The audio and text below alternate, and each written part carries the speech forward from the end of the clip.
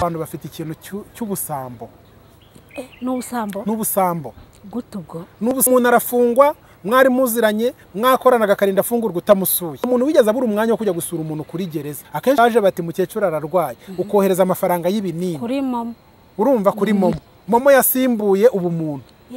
Kandi mukecuru kuma ngo yitabye Imana ukajya gukodesha V8 ngo urashaka kujya iwanyu ngo batazakunyuzamo ijisho n'umugore wawe. Serikeye irabagirana. Yego. Hanyuma rero bantu muhimbira ku muntu wapfuye mugatangira kuririmba ko mumukunda, mukurikire neza ubutumwa Yohana Umubatiza yabazaniye. Ukimara kumva kana kangararwaye mukundira aho ngaho, ureke kuzajya kumukundira irusororo. Irusororo nushaka ntuzajyeyo, utarakubonye uza kumureba ku CHK Faisal cyangwa se mu rugo agiye azi ko n'imfubyi asize utazanayitaho, nta kubara mu bazayitaho. Wiza wafunze amakoti rero washyize utuntu hano buri ukiyereka abantu. Niba ukimara kumva ngo umuntu ararwaye, gira intervention.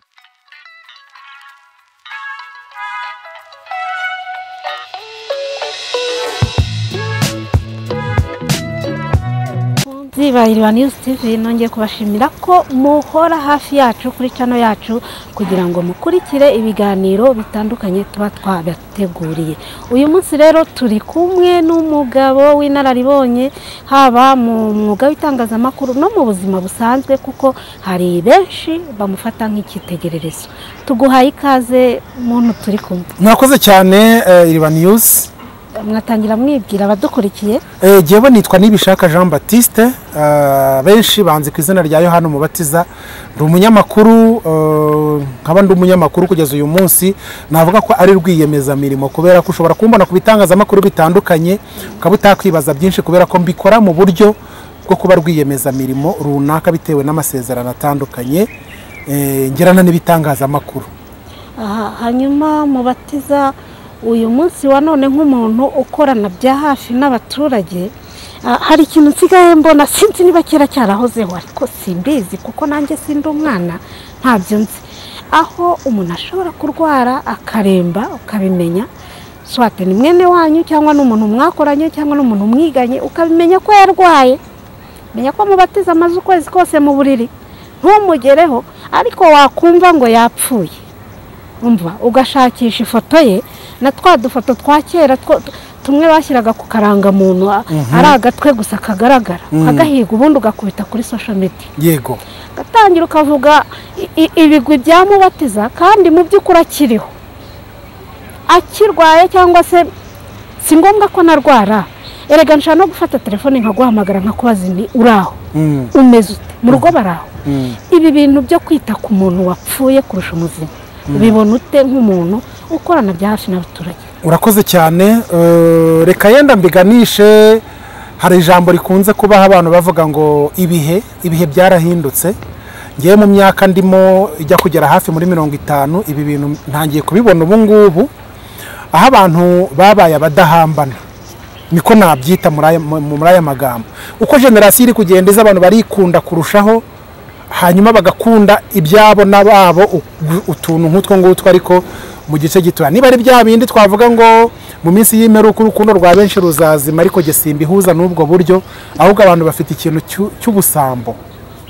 N'ubusambo gutubwo n'ubusambo. Uramenya kanaka ngo yafunzwe, kaduhere kuri gereza. Umuntu arafungwa mwari muziranye mwakoranaga akarinda afungurwa utamusuye. Kumusura egari kugira icyo wigomwa ujyana kugira ngo umusure umugemurire. Nta muntu wigeze abura umwanya wo kujya gusura umuntu kuri gereza, nta n'umuntu wigeze abura n'utwo duke two kugira ngo abe yamufasha, kuko kuri gereza bakeneye presence yawe n'icyo umuha. Ariko abantu ntibashaka kugira ikibavaho mugiye kugira mu kwitangira abandi. Abantu bava koraga urugendo akavuga ati mvuye hano ngiye kugemurira umuntu ku bitaro, ndajyana inkwi, ndajyana n'ibyo guteka bazatekeraga ko ibirometero ndabizi ba mama barabikoraga n'abakuru banjye. Ariko ubu ngubu umuntu atega taxi y'amafaranga 300 akajya gusura umuntu ufite ikibazo, wapi? Abantu barakubeshya ngo umwanya, barakubwira ngo iki. Ni ibintu byose biri ku mutima, mu mutima w'abantu sinzi ikintu cyajemo. Umutima mubise uri kuva hehe? Nakubwiye ngo harimo icyo bita kwikunda, ariko abantu bakaneyumanganya bakigaragaza uko batari. Kuko iyo wa muntu yafunguwe mbere na mbere abantu bagira ipfunwe ryo kujya kumureba mu rugo kuko avuga ati nzahahinguka nte, bagatangira gushakisha uburyo kuri momo ngo bamwoherereze bati rero nahuye n'utubazo burya ariko ugura isukari nimbona akanya nzaza kukureba. Nta kanya yabuze, ahubwo ni isoni, ari kugira ngo abanze gupfunda utwo tuntu ucururuke azazire muri icyo kibazo wavuyemo, abone akoresha ubwo bushobozi kuko azi ko waje. Akenshi hari ugenda bazi ko atazagaruka, bakafata bamukatiye imyaka 25, kavuga ati sumundi ko tutazongera kubonana, nta n'impamvu yo kugira ntakaze umwanya wanjye n'ayo mafaranga yanjye. Wajya kubona ukabona imbabazi za Perezida wa Repubulika, wa muntu ziramusohoye, ugahita wikomanga ku mutima uti noneho niduhura nzavuga iki. Ibyo tubivuze ku ruhande rw'abantu bajya muri gereza. Ni ukuvuga ngo rero n'abitaba Imana hari ikintu dufite, hari n'abantu bikora ku babyeyi babo. Ugasanga umuntu ari mu cyaro, yakuriye minerivare, akurihira segonderi, ujya muri universite, ariko wamaze no gushaka wubaka n'umuryango, aho kugira ngo uzibuke mama wawe. Turi mu minsi mikuru, turi muki, hari abakoresha kohereza amafaranga, ajya mumenyesha ko mama wawe ari amafaranga kenshi aba yakeneye gake, ni wowe abakeneye presence yawe. Iyo presence rero abantu babuze yo gusubira mu cyaro, ni imihanda y'ibitaka, n'ingera y'abandi turahura banansabe, uwo muco abantu barawufite. Ariko ngo hari n'abatinya kuvuga ko bavuka Nyabitekeri. Nibyo abantu barashaka abantu bahuye, erega kanze nkubwira, izo se ni ingaruka zibihe igihugu cyacu cyanyuzemo. Urumva ibintu byinshi buriya jenoside yakorewe Abatutsi mu 1994, hari utuntu twinshi tugaragara nk'ingaruka. Hari abantu rero bagiye baza mu migi, agahura n'abantu bakuriye Canada, bakuriye muri Belgique, bakuriye mu mujyi wa Kigali, bakuriye mu migi itandukanye, akashaka kubaho muri ubwo buryo bwa kinyamugi, akibagirwa icyo bita ku isoko. Ngira ngo indirimbo razizi, indirimbo yitwa Karori, uriya mugabo ajya kuyiririmba ati Karori inshuti yanjye y'amagara, subiza amaso inyuma wibuke nabi muhira, bari baraje gupagasa ari babiri. Abantu baragera i Kigali ubuzima bugahinduka, akibagirwa ku ivuko yavuye. Kandi ni hariya, nyamara wa mugani bakaguha message bati mukecuru ararwaye, ukohereza amafaranga y'ibinini kuri momo. Urumva kuri momo yasimbuye ubumuntu. Kandi mukecuru kuma ngo yitabye Imana, ukajya gukodesha V8 ngo urashaka kujya iwanyu ngo batazakunyuzamo ijisho n'umugore wawe. Serikeye irabagirana. Yego, kandi ya mafaranga bamwoherereje burya yaguzemo ibinini na serumu zabaye nkeya. Ushobora no gusanga yaritabye Imana kubera ubuvuzi buciriritse yabonye, ariko none uyikozeho uragiye ugiye kumugurira ngo ahantu bazamushyingura hahenze, hagize gutarika ayo mabanga burya famiye biyazi. Akenshi iyo mugiye gushyingura baba bakuryanira inzara. Ibyo bintu mubimenye. Kanze nkubwira n'umuntu uri mu twumva kano kanya, subiza amaso inyuma ujye ku ivuko, niyo yaba atari umubyeyi burya ni umuvandimwe, niyo atari umuvandimwe yari umuturanyi, burya amafaranga yawe ntayo bakeneye kuko nta nayo uzanajyana. Subira inyuma. Twese turikomanga, ntabwo ari kubivuga, nanjye ndikomanga kano kanya Emma turimo tuganira, nanjye ndikomanga n'iki kibazo mbajije. Ubu mu gitondo ndabyuka mfata itiki, nerekezayo, nerekezayo. Nta nubwo baba bakeneye amafaranga menshi, ariko iyo bakubonye byibuza akanagukoraho barishima. Umwana wacu turi mu mpera z'umwaka, turimo turareba uburyo washakishije akanya ugasangira n'ababyeyi n'abavandimwe ka Noheli cyangwa ka Bonane. Ayo mafaranga uri kuboherereza buriya nuko bagira umutima mwiza, bakabaye banagusunikira bakanayagusubiza. Hanyuma rero bantu muhimbira ku muntu wapfuye mugatangira kuririmba ko mumukunda, mukurikire neza ubutumwa Yohana Umubatiza yabazaniye. Njyewe Emma urakoze cyane. Buriya niba uzi ko ukora ibyo bintu, ubutumwa uyu munsi igihe nakubwira baravuga ngo ukimara kumva kana kangararwaye mukundira aho ngaho, ureke ko uzajya kumukundira irusororo. Irusororo nushaka ntuzajyeyo, nushaka ntuzajyeyo kuko burya nta kubona, nta kuzi, nta nakureba. Utarakubonye uza kumureba ku CHK Faisal cyangwa se mu rugo, agiye azi ko n'imfubyi asize utazanayitaho, nta kubara mu bazayitaho. Wiza wafunze amakoti rero washyize utuntu hano buriya ukwiyereka abantu niba ukibara kumva ngo umuntu ararwaye gira interivasiyo baririza amakuru ye shaka telefone niba uri no mu kazi kenshi ihangane muhamagare rwose ngiye mu butumwa bw'akazi mu mahugurwa i Rubavu ariko nukuri turi kumwe ako konyine karahagije nayo mafaranga niba uyohereza niba n'amakeya afite yohereza ariko kuyohereza nta presence yawe cyangwa se ikisobanuro umuhaye wapi reka ibi bintu tubihuze na promesse zitangwa zihabwa imfubyi promesse zitangwa mu bukwe reka duhere ku mfubyi muvandimwe urabazi benshi cyane twabanaga no muri uru ruganda rwacu bagiye bapfa imiryango yabo abana babo bagahabwa promesse ziriya promesse zirasohozwa ziriya promesse iyo dusomye igitabo cy'ijambo ry'Imana aricyo cyitwa Bibiliya tugenderaho burya promesse bavuga mu gifaransa ko la promesse c'est une dette iyo uvuze buriya promesse twayita nko kwitanga ni isezerano uba witanze ugatanga isezerano uba winjiye mu gitabo cy'umwenda byanze bikunze basigara bategereje kuzishyura iryo sezerano Bibiliya rero ntagatifu igitabo Bibiliya yera ntagatifu iravuga ngo guhiga umuhigo ntuhigure birutwa no kutawuhiga niko ijambo ry'Imana rivuga guhiga umuhigo ntuhigure birutwa no kutawuhiga uba wishyizeho umugogoro akenshi abantu bahiga rero bari kugira ngo bigaragaze imbere y'abantu turi igitangaza mwabageni mwe nimumara no kuruhuka muzaze rwose inka yanyu muyitware kandi inka ntayo uzabaha ariko abantu bavuye ngo bazi gutanze nka kumino kugira ngo wekane ikoti waguze muri iyo minsi urumva aba bana ngewe nzabarihira amashuri kumba ishuri umwana yise yumva ko abonye umuntu uzamurihira umuntu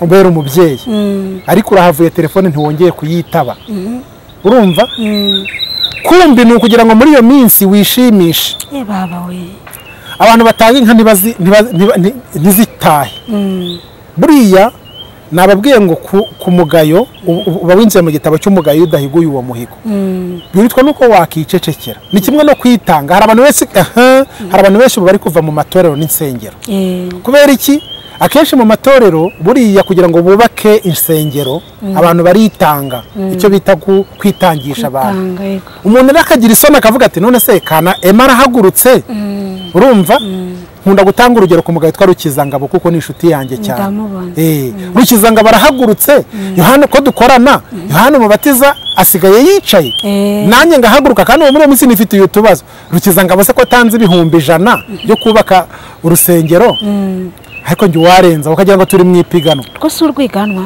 nanjye nkaba ndabyemeye ejo rero igikurikiraho mu gitondo urahita haza umuntu ufite urupapuro ati y'amafaranga wemeye mugatangira kugira na komfuri iyo wicecekera hari ikibazo tabatoza umuco wo kwicecekera niba ibyo ugiye kuvuga utari proud utari sirke uzabibona kandi mu gihe gikwiye byo byihorera guhiga umuhigo ntuhigure birutwa no kutawuhiga bishobora no gukubera icyaha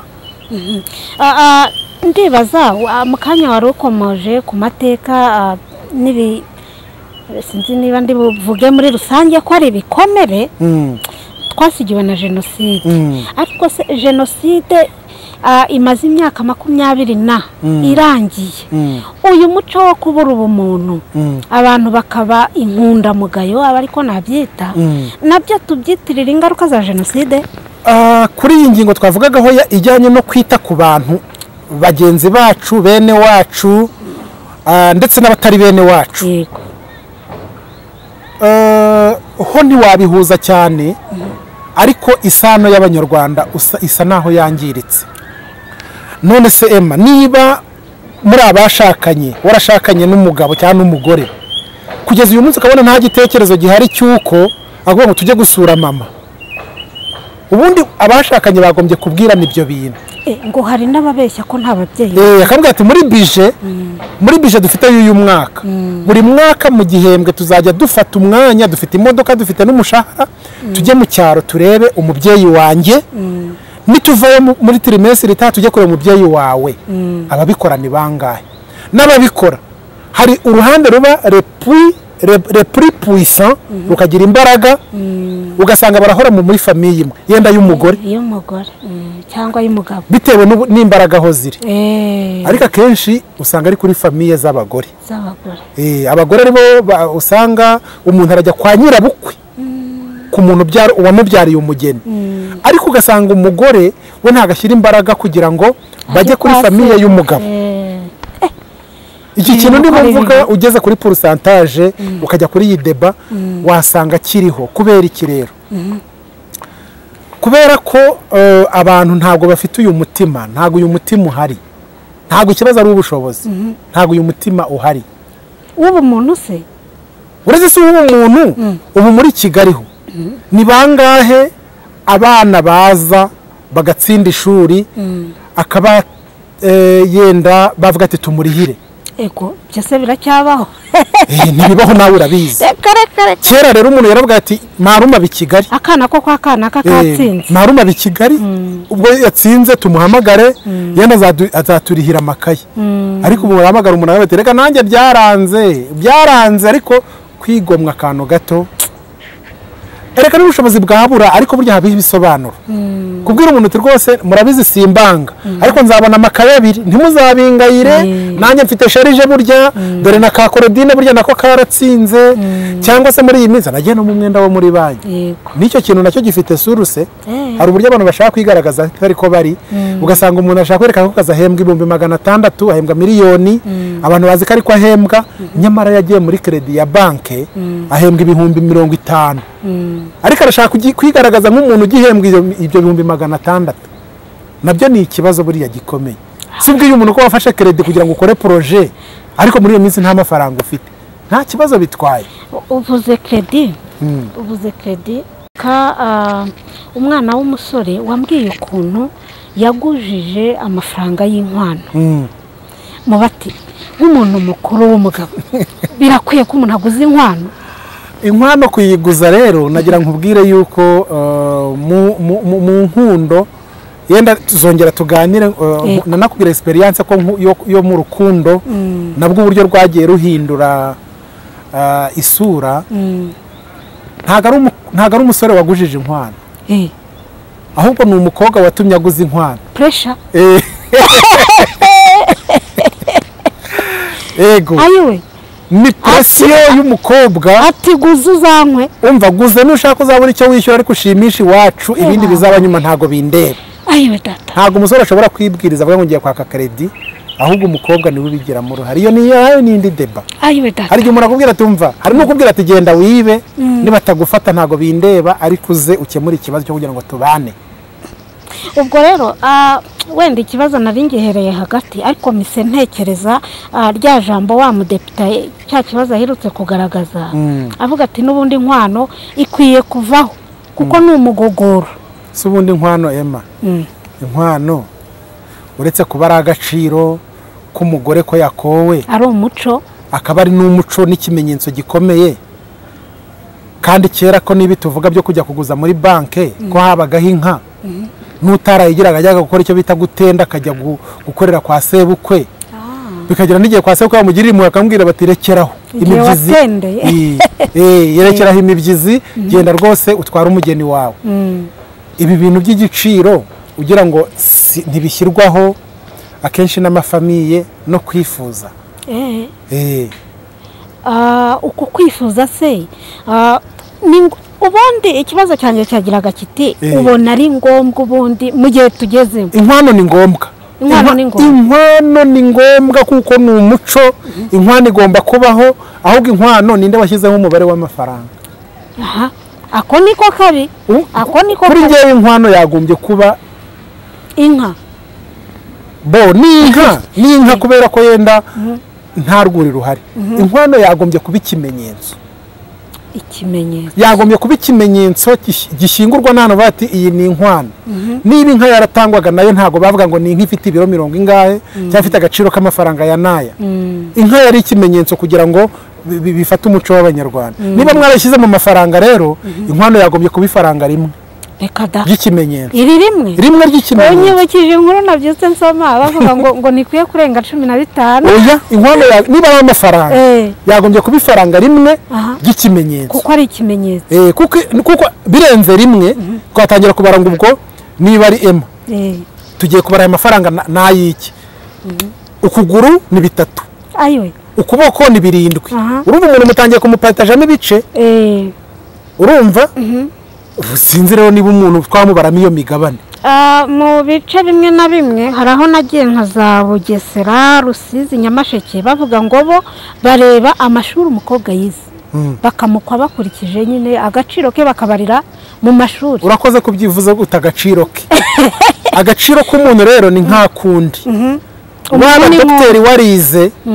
waba waracikirije amashuri kubw'impamvu zitaguturutseho inkwano yagombye kubaho kandi kaba inkwano kubwanjye yagombye kuba ikimenyetso niba ari inka ni itangwe niba ari ihene itangwe niba ari intama itangwe niba ari inkoko itangwe niba ari amafaranga riba ifaranga rimwe ry'ikimenyetso rishyingurwa hariya mu gaseke bavuga bati kano gaseke gashyinguwemo inkwano bankoye y'igiceri kimwe kuko bibaye byinshi ubwo muratangira kujya nyine mu biceri ino nangahe ugutwi nangahe iryinyo nangahe nose umuntu mwamushyizemo imirwi ni kibazo hanyuma rero igihe bigikomeje gutya igihe bikomeje kubera umutwaro abasore urabona ari izihe ngaruka bishobora kugira ku muryango nyarwanda cyangwa ku muryango wabo nabo ubwabo igihe bigikomeje uku nguku rero ntekereza gushaka bizata agaciro gushaka bizata agaciro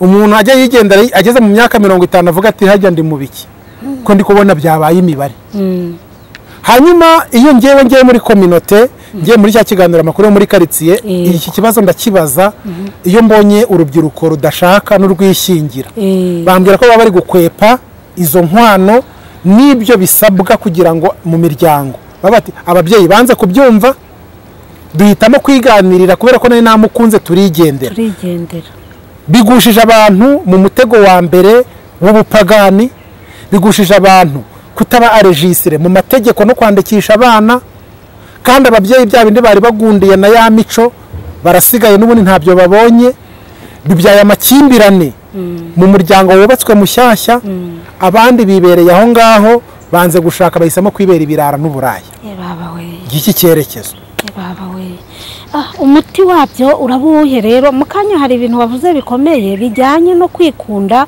n'urukundo rugenda rushira mu bantu ese kwigirizaho nkano umusore byo ntibyaba bifitanye isano n'icyo kintu wavuze mbere kwigirizaho nkana umusore rero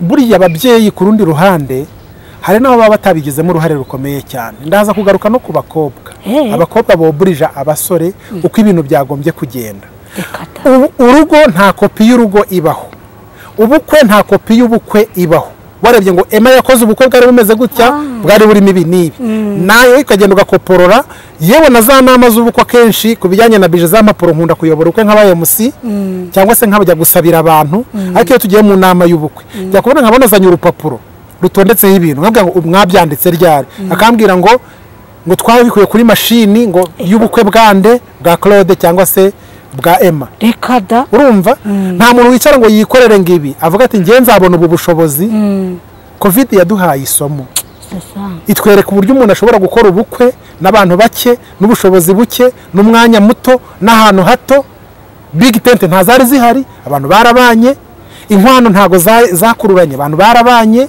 ariko uyu munsi sinzi ikibazo gihari nawe Emma urabyumva ubwo rero ni ukuvuga ngo harimo gukopera gushaka kwishyira mu byiciro gushaka kwiyerekana iki kintu kirimo kirica societe habeho kuganira uvuga ngo njye umwihariko wanjye w'urugo rwanjye nzubaka n'uyu nguyu nzarwubakana na Emma kwa kundi mujya kuganira mugasangira icyayi muvuga muti tuzakora ibyacu muhamagara abantu mujye ku murenge musezerane muhamagara abantu mujye kwa padiri musezerane muhamagara ababyeyi muvuge muti twebwe tuzajya muri tente y'abantu 80 twari tuzi ko ari ikibazo ariko iburayi n'abantu 4 bakora ubukwe cyane urumva niba guseka nta kibazo kuko nibwo bushobozi wari ufite ahubwo se ndamutse maze gukora ubukwe ngasigarana kuri konti 500 wazanse kuhereye hehe none se ninkora konte ubukwe agasigara 0 ndimo n'imyenda abantu bagatangira nkabure yo kwishyura amafoto CD y'ubukwe bagatangira kuyimanika kujya ku kazi ngatangira kubura n'iki n'amatike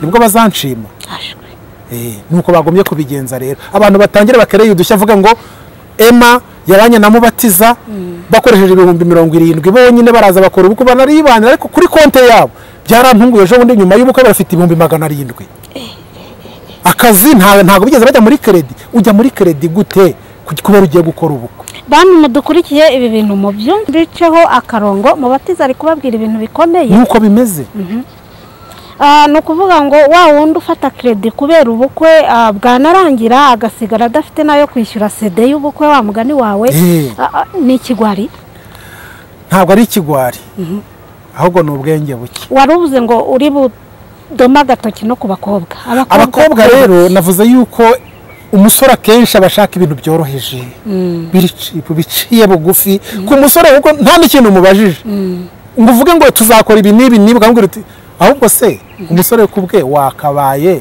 ubwira ababyeyi uti twarumvikanye twarakundanye none ahubwo niba afite inkwano ndumva yanayibaha nta kibazo umusore ufite inkwano yangahe jewe rero burya mpembwe 82,000 ndumva muri iyo nkwano nzatangamo 22,000 cyangwa se 1,000 si ubundi nkwano ntituri kumwe ababyeyi ariko inkwano yo ngomba kuyitanga reka tuyikore nk'ikimenyetso iki kimenyetso rero babyeyi imbere y'umuryango nzabubaha iyo ni inkwano nzabubaha nzabubahiriza nzababera umwana mwiza nzabafatira umukobwa neza nawe azamfate neza ngiye inkwano mbahaye ariko ibyo byose mvuze mbikubiye mu kimenyetso mu bushobozi bukeya mfite ndumva mfite iki niki akaba kivugira ati mfite 3,000 n'urugero ntabwo ari amafaranga mbahaye yo kujya kurya no kunywa kugira ngo bihenze ahubwo ni ikimenyetso muramutse muyashyize n'ahantu uko tuzajya tuza kubasaba vuga ati inkwano iri hara mu gaseke byari 3,000 nibo babyitangiye nta kibazo bitwaye iki se ibi byose rero biramutse byanze ese ubona hadakwiye kubaho intervention y'ubuyobozi ya leta cyangwa inzego zifite umuco mu ni ukuvuga ngo inzego zishinzwe umuco zigarura ubukwe n'urugo bive muri business bigaruke mu muco abantu bagenda bumvikane abantu be gukopera n'umuco nta guhatira abantu ngo mwubake igitente kinini cya 10,000,000 mujye gufata n'imyenda mugurishe n'amasambu oya si ubundi ubukwe mwabukoreye ku isambu mu rugo se mubati si ubundi mwaje mu rugo geto tubamo i Kigali ntuzubona zingana niba geto se ari bwo buzima dufite mwarize tugakorera ubukwe aho ngaho kuri geto hari ikibazo ngiye twabukorera aho reka dukore ubukwe duhereye ku bushobozi dufite dukora ubukwe bungana n'ubushobozi dufite niba uba muri geto bukorere muri geto nyine uzane n'abantu bakwiye kuri geto yawe hari ikibazo none wabaye muri geto ntushoboye kuyikuramo ariko ugiye kwishyura tente y'700,000 none se ubwo nibwo ukemuye ikibazo ntabwo bishoboka kora ubukwe ukurikije ubushobozi ufite niba ufite ubushobozi bwa 1,000,000 kora ubukwe bwa 1,000,000 ariko niba ufite ubushobozi bw'200,000 kora ubukwe bw'70,000 cyangwa 50 hari ikibazo niba nta bushobozi ufite muganire mwese urukundo rwanyu muruhuze muti iby'ubushobozi ntabyo twari dufite hanyuma mugende mubwire padiri nakundanye naye ariko nta bushobozi dufite padiri azakubwira ati niba ari amaturo utatuye yishyure cyangwa na padiri nawe narayabuze ariko dufite urukundo padiri abwira ati ngusoneye n'amaturo ngwino usezerane ariko we kuba umupagani none se si hari ikibazo ku murenge ujye ku murenge ujyane na mama wawe na papa wawe n'abantu 4 nimuvayo muhite mutaha mujye kurya ibiryo byo mu rugo musanzwe murya no kwa padiri mubikore nimurangiza ariko si byo muntu murimo nibiki koko hari wagusetse ngo ntago wakoresheje ibirori bya hatari hanyuma rero wari uvuze uti intervention y'inzego zifite umuryango cyangwa umuco mu nshingano yabiyihe mu gihe ahandi byanze ni haba ubukangurambaga hakomeze kwamagana kuba abantu batabana bitanyuze mu mategeko habeho kwigisha ababyeyi kumvikanisha no kumva abana ibyo babagezaho mu gihe bahuye bagahuza n'urukundo, aho kugira ngo umukobwa yumve yakuze atangire kwandavura, aho kugira ngo umuhungu yumve yakuze ajye gufata abandi babandi ku ngufu. Niba guhaye igitekerezo muganire mubumve. Ubuyobozi bukora ubwo bukangurambaga bukomeza bubwira ababyeyi kwegera abana baganire no kumva igitekerezo cyabo. Nta masambu basigiwe n'ababyeyi bafite, nta n'indi mitungo, ahubwo ibyo barimo gukora kugira ngo babisesagure bakora ubwo bukwe, ahubwo babeho biyubaka nyuma yo gushakana, basevingi biteganyirize, bazabyara abana bafite icyerekezo ku bushobozi bafite. Mu kanya wari uvuze uti ngira amatsiko kubi kandi sinjya nibagirwa akantu umuntu yavuze. Mu kanya wari uvuze uti mfite na experience y'urukundo. Ni experience imeze gute? Yego, nagize amatsiko. Yego, experience yego, experience nuko akenshi buriya nziranye n'abantu b'inshuti zanjye.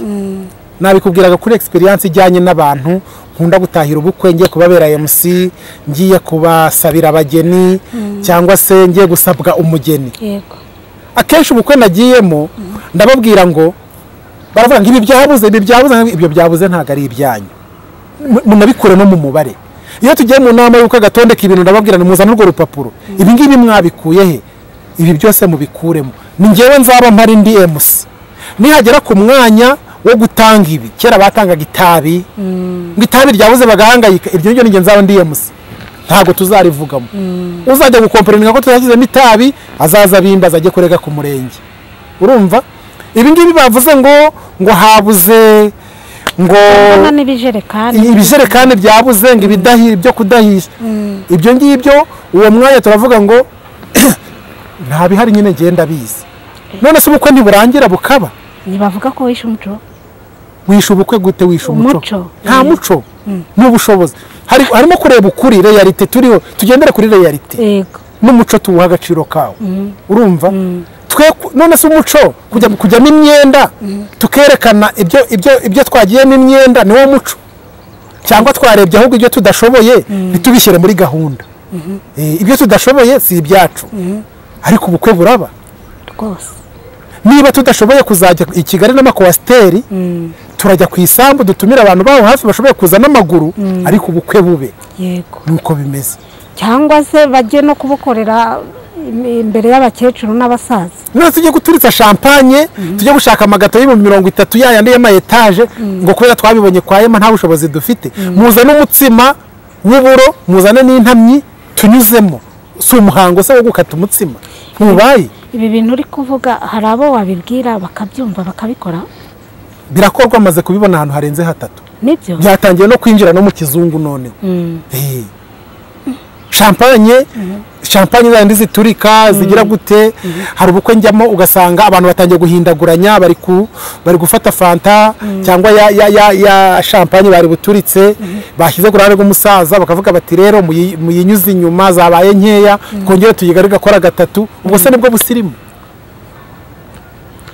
Fata ibyo ushoboye, fata fanta 2-3 uvuga uti ni ubushobozi twari dufite, mwe gutinza n'abantu, mwe gukora ibirenze ubushobozi bwanyu.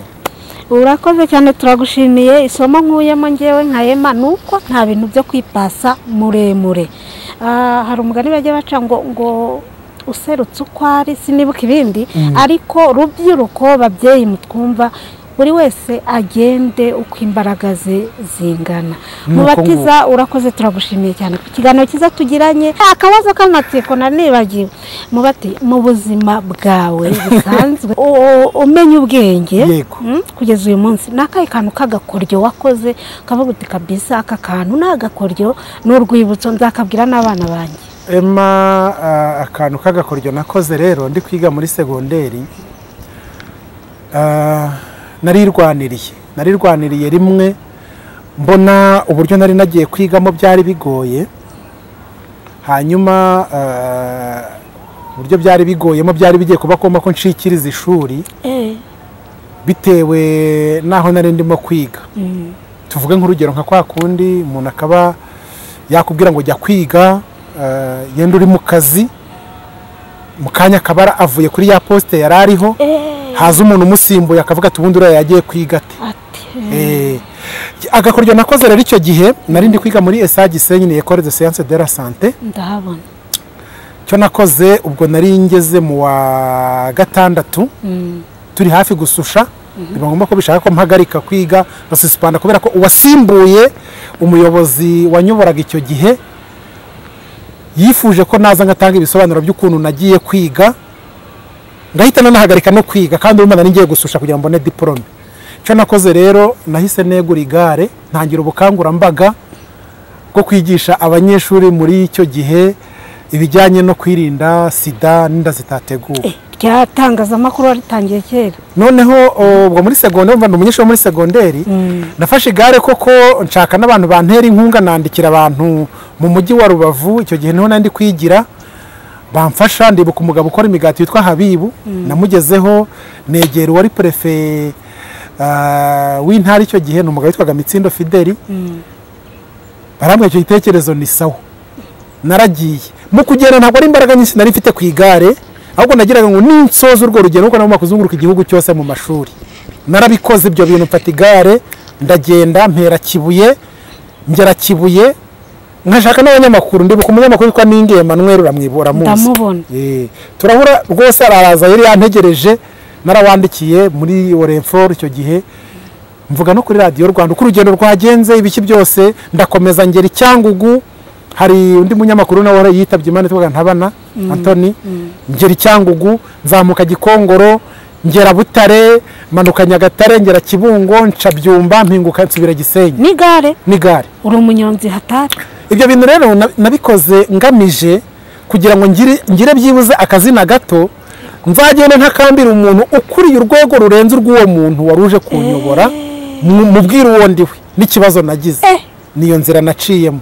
nuko narabikoze urugendo ndushoje njya kureba umuyobozi navuga ntagombaga kuba nakwegera ariko nitwaje ko nazungurutse igihugu n'igare nshishikariza abanyeshuri bari muri chômage ibijyanye no kwirinda virusi itera sida ndetse n'inda zitateguwe yahise anyumva arambwira ati nuko byakugendekeye genda noneho ubwira aba bayobozi bakureke wige niyo starago naciyemo ndiga mbona n'amanota meza ndangiza segonderi gutyo muri sciences infirmières ku Gisenyi abo twiganye ubwo barabizi barabyibuka bahise babyumva nabo nzi ko badukurikiye aka kantu ndumva kankoze ku mutima harimo creativity hari inzira ducamo kugira ngo tubashe gusobanura ibibazo byacu tudasakuje mu kigeragezo yego ndabikunze cyane hanyuma rero noneho ikintu cyakubabaje mu buzima uguti cyarambabaje ni igiki ikintu cyambabaje mu buzima